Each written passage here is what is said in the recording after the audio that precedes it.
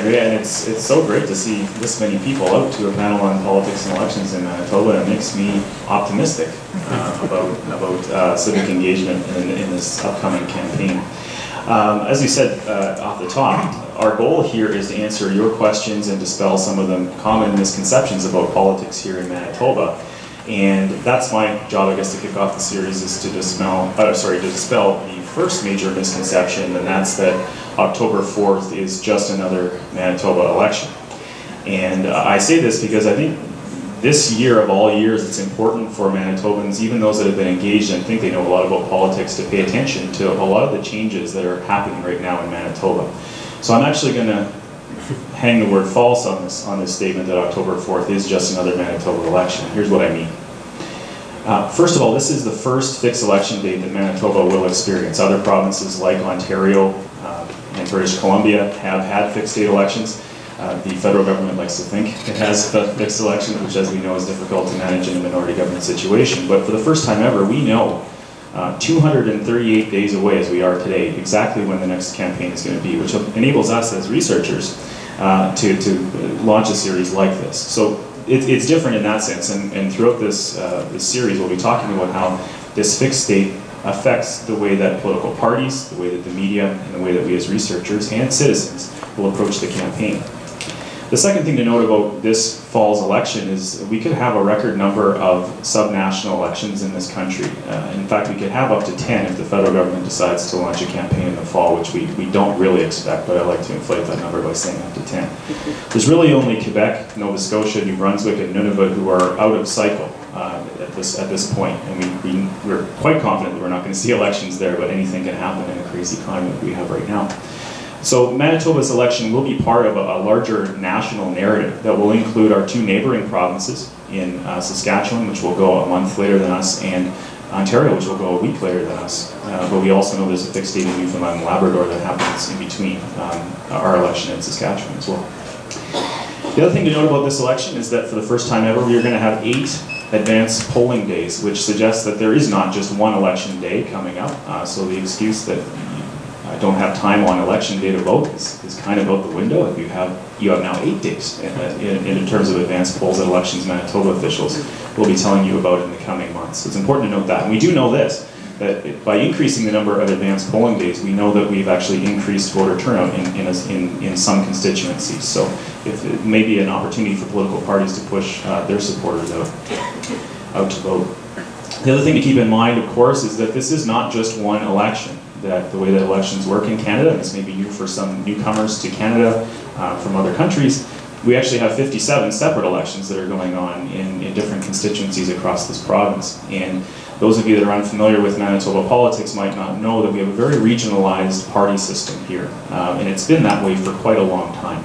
New Democrats tend to do quite well in northern Manitoba and in the north end of the city, whereas the Conservatives tend to do well in the south end of Manitoba and the south end of the city, with the Liberals picking up seats in the city of Winnipeg recently. And this isn't anything really new. If we take a look at the electoral map in 1973, we find that it looks much the same as what it does today, with the northern half of the province, with the famous diagonal line cutting the province and the capital city in half. Conservatives tend to do well in the south, New Democrats in the north.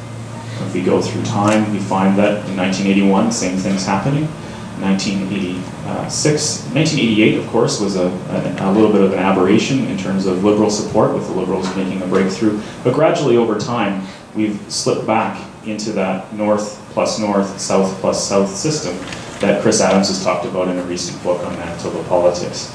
The most recent election in 2007, however, has seen a little bit of a change. This was, as we'll hear in a second from Professor Friesen, Gary Doerr's last election as Premier, and along with a strong field of candidates for the New Democrats, they actually made inroads into South Winnipeg for the first time.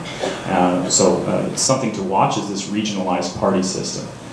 But also keep in mind that along with the party system, people in different constituencies will view the election quite differently in terms of their civic engagement. We know that constituencies that feature closer contests between New Democrats and Conservatives and Liberals will feature higher levels of turnout. So in this particular graph, the lighter the blue, the lower the turnout. The darker the blue, the darker the turnout.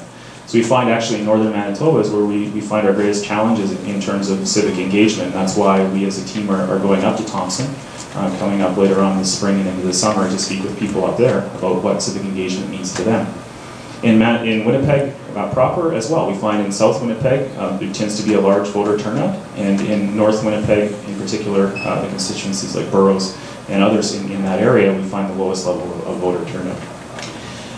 The other thing that I'll say in closing is that this is not an election like any before in Manitoba, because we have just recently had a change in electoral boundaries.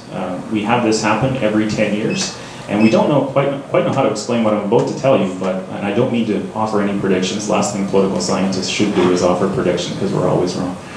But for some strange reason, we always have a change in government whenever there's a change in boundaries in Manitoba. And we've taken a look at this pole to pole, and we can't seem to explain it in terms of a shifting of people over a certain boundary and causing a shift in partisanship. But we know, the one exception of course being the shift from 88 to 90, but that shift was actually from minority government to a majority government, so I'm going to count that one. But we know that when we have a boundary redistribution and change boundary names, change constituency names and boundaries, people tend to look at politics a little bit differently. It offers Manitobans an opportunity to look at new candidates, to look at new, look at MLAs in a slightly different way. So it kind of opens people's minds, and this is I guess we'll see whether this is any exception this time around. Not many changes in northern Manitoba in terms of the boundaries. You'll find on the left side of the map is the 1998 boundaries and the 2008 boundaries, which will be in play in 2011 are on the right. Find not too many changes in the north, just along the lines of accounting for population growth. In the southwest corner of the province, we find a couple of changes. First of all, Minnedosa constituency and Russell have been combined into, parts of them have been combined into a new Riding Mountain district. And I know as a person from Manitoba, I'm well aware that people in Minnedosa are a little upset that they lost the name of their riding, as are people in Russell, which is one of the reasons why we as researchers are going out there to give a talk about what these boundary distribution, how this boundary distribution took place. It was a completely independent process. These are not the type of gerrymandering tricks that you hear of south of the border and in other provinces.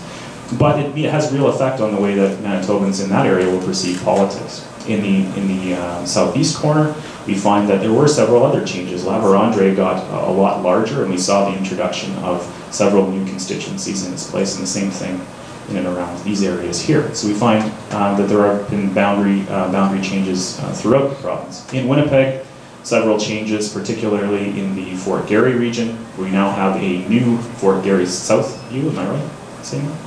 New names, I'm still getting used to it. Fort Garry Riverview. Riverview, sorry, thank you. Fort Garry Riverview.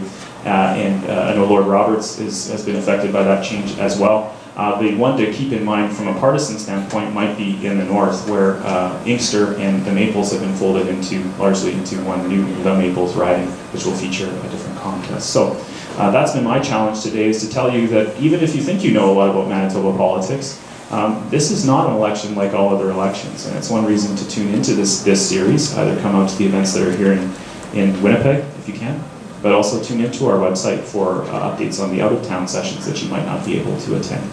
Thank you.